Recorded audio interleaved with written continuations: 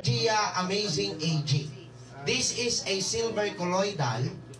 Ito ba yung bukas? Opo. Oh, na ginagamit po natin to fight known 650 bacteria sa buong katawan natin. Virus and fungi. Virus and fungi Within 6 minutes.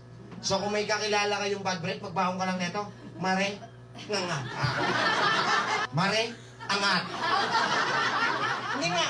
Lahat po kasi alam nyo yung underarm, ba't kayo nagkakaroon ng amoy? May bacterial infection. Hindi ka naman mangangamoy na walang bacteria. Tama. Diba? So ito po, pati po sa mga sugat, lalong-lalo na yung gangrene wounds. Yes. Yan, sa mga yung... Sa mga singit-singit. Oh, yung may buni sa singit. Pakita mo. Ayan. Oh, tapos, ito pinakamaganda. Challenge ako Hanap kayo ng maraming tigyawat. Yan. Spray mo yung mukha niya. Mawawala yung mukha. 7 days, walang ilong yan. Akala ko wala mukha na eh. Hindi, mawawala yung tigyawat niya. Ito, napakahusay. Bisa. Lalo na sa mga cancer patients na may mga sugat na. Yung, kanina, may breast cancer, tapos may sugat na, may nana. Napakarami kong ganyan. Pwede po niyang spray to kill the bacteria. Kaya po nagkakaroon ng abscess o nana kasi may bacterial infection. Okay, so kung mawawala yung bacteria, mawawala yung nana. Yes. Okay, so ito po, napakaraming usage po nito. Okay, so, sa singaw, Yan. ako, number 1 sa singaw. Pag may singaw kayo, yan, i-spray nyo. Sore throat. Yan. Pag namamalat ka na, baka may kakilala kayong mga professor na lahat nagsasalita, tapos nagsusulat ng chalk. So sigurado may infection nyo sa throat. Allergy. Late na niya malalaman niya. Yan. Pagka inuubo kayo, spray. 5 lang. 5 spray. Pare, nag-spray na ako. Ikaw naman. Oh, 5. 5 spray lang, Safe Ha? po sa buntis. Safe sa bata. Pwedeng pwede po sa bata. Sa buntis pa. Sa buntis. Kung saan dyan ba i-spray? Sa bebe. Oo! Ma'am! Non-toxic. Non-toxic siya eh. Non-addictive. So, ibig sabihin, lalo na kung external use, kahit buntis yan, external, makakalaglag ba ng bata, nag-spray ka sa mukha? Pwede. Kung nadulas. Yun. Yun, pwede. Kasi, Okay? Yes, ma'am. Bleeding, yes, ma'am. Yes, Kasi pwede. ang bleeding gums, ang cause niyan, gingivitis. Pag sinabi natin may itis, infection with inflammation. Pag sinabing infection, may bacteria. Ayun.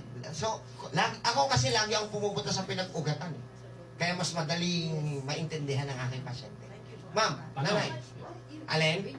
Hindi ho ako kahero. Ako po ay doktor. Yung...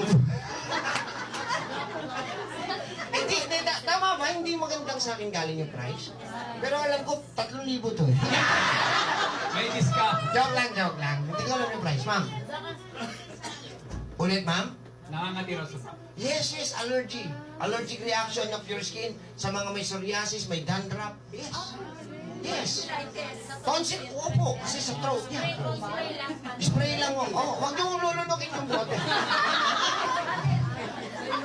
Sa ilong, yes, para sa mga nasal problem, yes, pwede rin. Pero isang spray lang, pag 5, para ka sinisibon. Isa lang.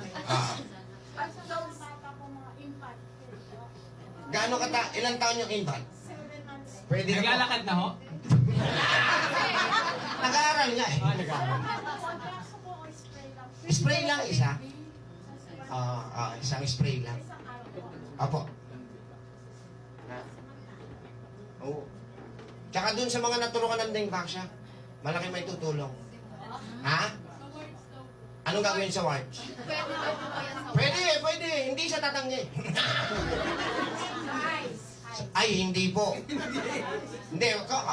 Pwede siyang matalsikan, hindi mo nakakabulag. Pero wala pa kaming clinical study sa both sides. Okay, so ayokong manguna. Gusto ko, safety tayo lagi. Ako, mag-spray ako. Tingnan nyo. Nakamulat ako, pwede ako mag-spray. Bakit? Hindi ako natatakot kasi alam ko non-toxic. Non-toxic. Yeah. Di ba? Pwede naman. Hindi na. Oh. Hello? Hello? Hello? Wala na sila. Wala na sila. Ayan. Dahil pinakita ko lang sa inyo Na non-toxic. na non-toxic siya. Pwede po kung once a day. Kasi yung, hindi, sabi ko nga kasi malinaw naman nakasulat, non-addictive.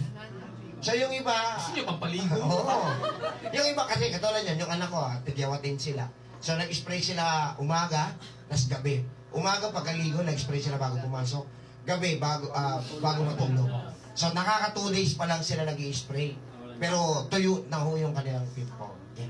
Mabilis yung reaction. Yung po may mga, di ba yung may mga sign ng diabetic, may nagkakaroon ng... Gangrene wounds. Yan, maganda ho yan. Ulitin ko ha, Sema. yung bacteria can be killed by this in just 6 minutes. Narinig niyo yan? In just, ganong katindi yan. Sikat na sikat yan sa buong mundo. Late na tayo sa Pilipinas. Lagi naman Sa eh. tenga daw, sa tenga. Sa tenga. Siguro ang suggestion ko, mag-spray kayo ng sakotan buds, tapos panlinis nyo lang. Pwede. Pero wag direct spray. Baka yung water magkaroon ng retention. So, linis na lang, ha? Okay. Yung mga dandruff po. Nasasabi ko lang kanina. Hindi nakikinig, paulit-ulit, paulit-ulit. Paulit-ulit, ay ate, paulit-ulit. Naka-unlit ang naka-unlit. Oo nga, Gusto ko pa ng rice. naka-registered. Okay, sa mga kaibigan na dyan po nagtatapos ang programa nating Cafeteria Synergia. May natutunan ba? At pagkatapos po na itong Cafeteria Synergia, yun na. Pag-uusapan na natin yung pinag-ugatan ng inyong karamdaman at kung paano kayo gagaling sa pamamagitan ng pagtuturo natin kung ano ang dapat nyong gawin para tanggalin ang root cause of your diseases.